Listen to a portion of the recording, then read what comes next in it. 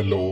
സമുദ്രനിരപ്പിൽ നിന്നും 1000 അടി ഉയരത്തിൽ സ്ഥിതി ചെയ്യുന്ന ജഡായു ശില്പത്തെ കാണാനാകാം ഇന്നത്തെ യാത്ര.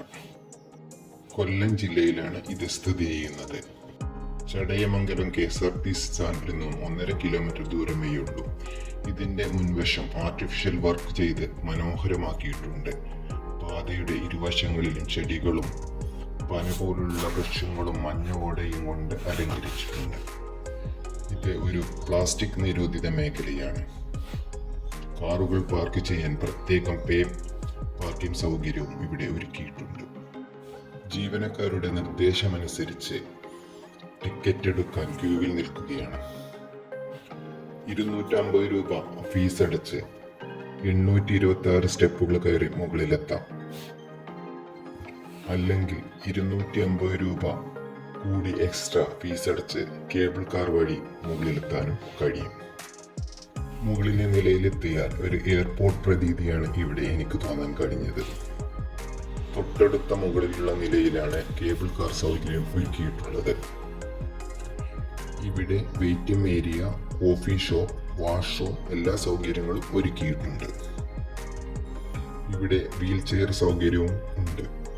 അല്ലാത്തവർക്ക് കുറച്ച് സ്റ്റെപ്പുകൾ കൂടി കയറി മുകളിലത്തെ നിലയിലെത്താം. അവിടെയാണ് നമുക്ക് പോവാനുള്ള കേബിൾ കാർ സജ്ജമായിട്ടുള്ളത്. അയൺ പില്ലറുകളിൽ ഘടിപ്പിച്ച റോപ്പിലൂടെയാണ് കാറുകൾ നീങ്ങുന്നത്. 4 കേബിൾ കാറുകൾ ചേർന്ന ഒരു സെറ്റാണ്. ഓരോ കേബിലും 8 പേർ വീതമാണ് സഞ്ചരിക്കുന്നത്.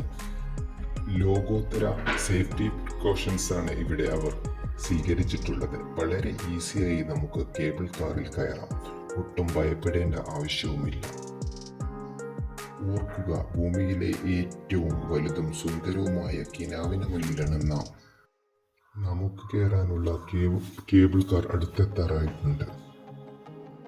വളരെ സ്ലോ ആയിട്ടാണ് കേബിൾ കാർ നമ്മുടെ അടുത്തേക്ക് നീങ്ങുന്നത്.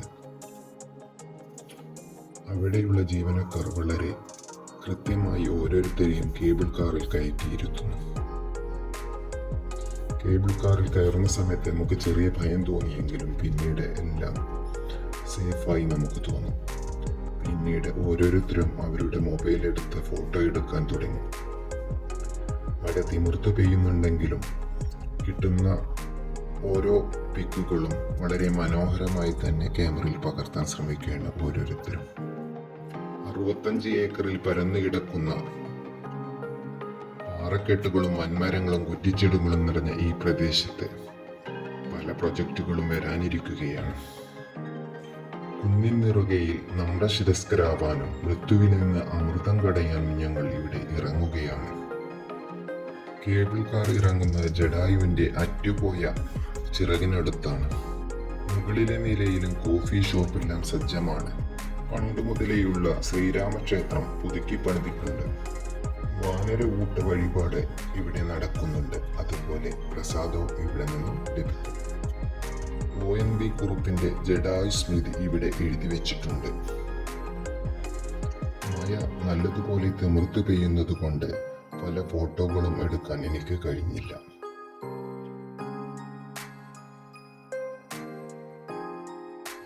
ഇവിടെ ധാരാളം കുരങ്ങുകളെ കാണാം. അതുപോലെ ഓപ്പൺ തിയേറ്ററുകളുമുണ്ട്.